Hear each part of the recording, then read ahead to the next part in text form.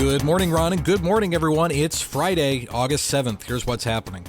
A man suspected of starting one of the major wildfires scorching Spokane, Washington, appeared in court again yesterday. During the hearing, bond for Aaron Farinacci was set at $2 million. He was arrested by a SWAT team earlier this week after a witness said he saw him acting suspiciously near where the Old Trails fire began Saturday.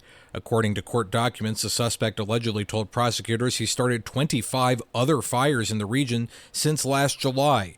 Meanwhile, officials report some containment has finally been made in battling those wildfires. They've reached 13% containment on the 3 fires, and we're making steady progress aided by cooler weather. The fires have burned thousands of acres and destroyed hundreds of structures. President Trump is signing a new executive order to restrict birthright citizenship and ban birth tourism. Speaking from the Oval Office on Thursday, Trump said the 14th Amendment applies to children of slaves and that the notion is long outdated. The order restricts birthright citizenship from involving children of foreign diplomatic staff, children of people classified as alien enemies, and children born in U.S. territories. The other order bans citizenship to children born of mothers who enter the U.S. for the sole purpose of having a child there. Both orders will no doubt be challenged after the Supreme Court already struck down Trump's attempt to end automatic birthright citizenship to children of non-citizens. Republican senators have voted to hold Dr. Anthony Fauci in contempt of Congress. The vote by the Senate Homeland Security and Governmental Affairs Committee comes after the former White House health advisor invoked the Fifth Amendment more than 100 times in a hearing last week about the COVID-19 pandemic. The Department of Justice can now move to consider charging Fauci with a crime.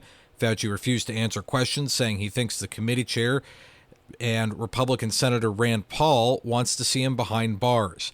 Paul accuses Fauci of covering up COVID's origins. And a federal court heard oral arguments this week on whether an Oklahoma law banning religious charter schools violates the First Amendment.